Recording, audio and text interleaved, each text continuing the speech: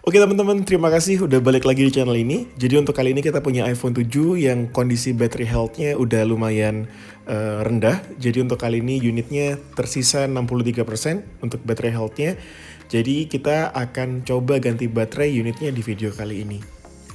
Jadi kalian juga perlu siapin 3 jenis obeng pentaloop, obeng belimbing biasa, dan obeng yang model Y. Nah, jadi langsung aja kita matikan unitnya dan kita buka untuk baut di bagian bawahnya menggunakan obeng pentaloop. Nah, di sini aku perlu bantuan suction cup untuk mengangkat sedikit LCD-nya supaya kita temuin celah dan langsung masukin pick untuk ngelepasin si adhesif dari LCD dan bodinya juga. Nah, untuk unit iPhone 7 sampai dengan yang sekarang kita punya 13 series, di bodinya ada adhesif anti airnya, meskipun nggak sepenuhnya anti air, di situ sedikit ngasih proteksi supaya iPhone nggak gampang kemasukan air dan debu. Lebih tepatnya dust and water resistance untuk namanya. Kita langsung masuk ke dalam body iPhone-nya, terus kita buka semua bracket fleksibelnya dengan obeng Y yang untuk bagian bawah. Kita mulai dari fleksibel LCD dan baterainya. Karena size-nya beda-beda untuk baut-baut ini, pastikan kalian menempatkan bautnya di tempat yang terorganize supaya kalian gak bingung ketika nanti melakukan pemasangan ulang.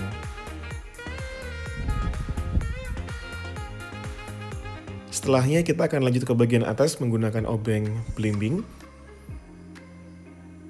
Cuman ada 2 baut dan size-nya sama, jadi lebih simple dan lebih gampang untuk simpennya. Setelah itu kita lepas baterai terlebih dahulu, kita lepas LCD dan juga speaker atasnya. Lalu kita lepas untuk Taptic Engine, supaya mungkin kita punya ruang untuk menarik pull tab-nya. Karena pull tab ini bisa putus waktu-waktu, jadi kita butuh sedikit ruang supaya nanti lebih luas untuk ruangan tariknya.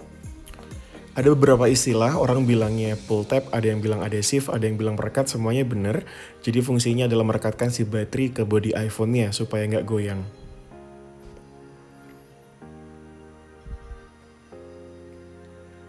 Nah, ini pull tab terakhir.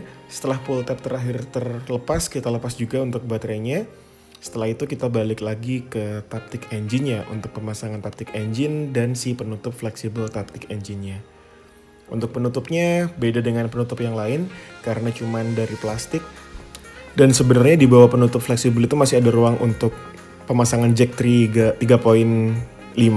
Cuman memang Apple ngedesain buat ngilangin jacknya dan ya ini cuman plastik sebenarnya, jadi mungkin Apple punya visi lain untuk itu. Terus kita pasang baterainya dengan si double tip, karena di sini aku nggak ada stok buat adhesifnya, kita pakai double tip dulu. Kita pasang 3 sisi supaya merekat dengan sempurna. Kita cek dulu untuk baterainya, pastikan kalian dapat feel untuk kliknya. Kita unplug, terus kita pasang bagian LCD dan speaker atasnya.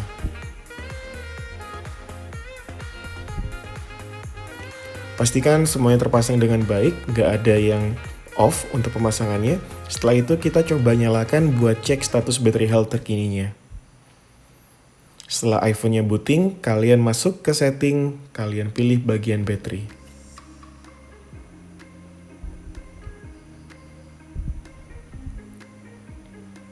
Oke, untuk baterainya udah balik ke 100%, udah masuk ke kemampuan kinerja puncak.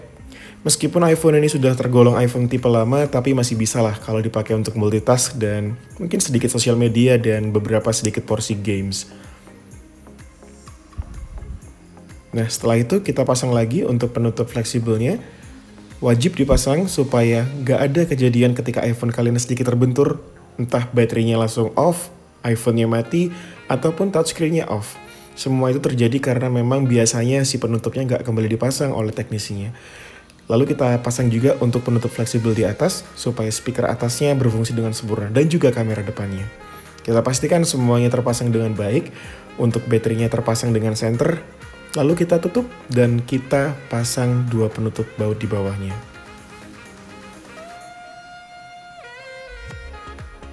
Setelah itu bisa kita kembali cek seluruh fungsionalnya dari touch dan lainnya. Ya, mungkin itu dulu teman-teman untuk video singkat tutorial ganti baterai iPhone 7-nya. Sorry kalau misalkan masih banyak kekurangan dalam proses pembuatan videonya atau mungkin ada informasi yang masih kurang tepat. Thank you guys for watching. I'll see you next time. Goodbye.